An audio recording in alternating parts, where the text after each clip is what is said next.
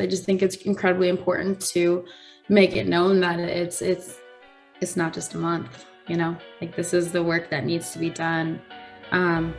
January, February, March, April, May, June, July, all the way through. So yeah. What does that mean to you guys? Excuse me? Black History Month. We need a longer month. Black History Month, we need like the to whole be- year. We need a longer Black History month. Year. How about Black History Year Yeah. for 1 year? You got Black History in school? No, Where did you get I it? didn't. I get it in my school. I was taught it by my parents and my grandmother.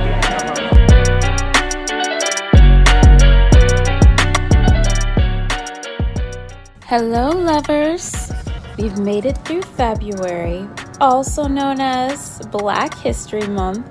You know, that one time a year where everyone sits around and talks about, those few successful Black people in history. Remember George Washington Carver and, Harriet Tubman, and then there's Rosa Parks. We all did our history assignments in February back in grade school. But it's much, much bigger than that. So much bigger, just like Michelle said. So I just want to take this moment to read you the proclamation on National Black History Month for 2022 that the White House put out. I won't read the whole thing, but I'll read the introduction. So each February, National Black History Month serves as both a celebration and powerful reminder that Black history is American history, Black culture is American culture, and Black stories are essential to the ongoing story of America. Our faults, our struggles, our progress, and our aspirations. Shining a light on Black history today is as important to understanding ourselves and growing stronger as a nation as it has ever been. That is why it is essential that we take time to celebrate the immeasurable contributions of Black Americans, honor the legacies and achievements of generations past, reckon with centuries of injustice, and confront those injustices that still fester today. Our nation was founded on an idea that all of us are created equal and deserve to be treated with equal dignity throughout our lives. It is a promise we have never fully lived up to, but one that we have never ever walked away from. The long shadows of slavery, Jim Crow, and redlining, and the blight of systemic racism that still diminishes our nation today hold America back from reaching our full promise and potential. But by facing these tragedies openly and honestly, and working together as one people to deliver on America's promise of equity and dignity for all, we become a stronger nation, a more perfect version of ourselves.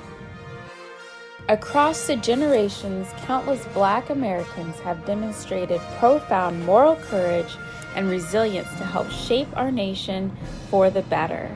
Today, Black Americans lead industries and movements for change, serve our communities and our nation at every level, and advance every field across the board, including arts and sciences, business and law, health and education, and many more. In the face of wounds and obstacles older than our nation itself, Black Americans can be seen in every part of our society, today strengthening and uplifting all of America.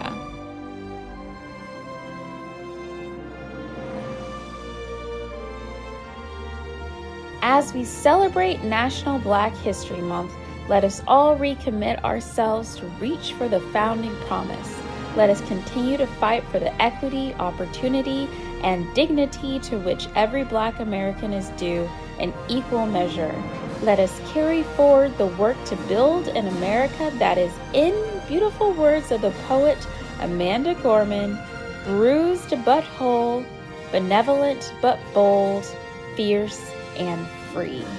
We will not march back to what was, but move to what shall be, a country that is bruised but whole, benevolent but bold, fierce and free.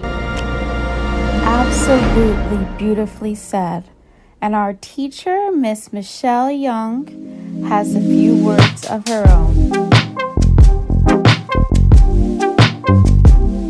with teaching and all of that, it's not necessarily like, okay, February, that's where we're going to read all of these books that have this representation and these stories. It's like, no, those are things that we can learn about throughout the school year. And those are things that I want to be exposing to my students from the beginning of the school year to the end of the school year. And I do think there's a lot of really powerful things that come from Black History Month, and being able to emphasize just some of the amazing actions and energy that has been put in by so many different figures. I just think it's incredibly important to make it known that it's not just a month, like this is the work that needs to be done. January, February, March, April, May, June, July, all the way through. So I think that's kind of just been my mindset with everything.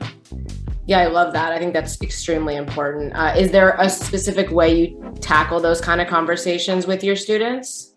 Yeah, we do like a practice, it's called restorative circles, where just students are able to, you have these guidelines of these circles that conversations stay respectful, and just being able to talk about different types of issues in the classroom with my 5th grade students. But one of the biggest ways that I like bringing this into the classroom is being able to read all these types of books, and having my students be able to open a chapter book, whether it's fictional, whether it's non-fictional, and read about somebody like them, and be able to have more than one option of a chapter book that has that representation. And so literacy has kind of been a big piece of that for me, in a way to have that kind of happen fluid throughout the year and not just one month.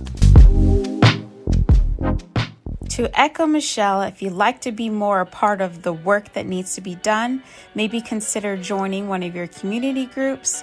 I enjoy those such as Reading Partners, there's Habitat for Humanity, there's also Junior Achievement Program, and I'm sure there's so many at your community center or your local church.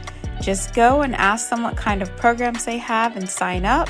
You can also read some books to help expand your awareness on these topics and sensitivity. And I also have some more related videos that you can check out. Until next time, I'll see you in the next one.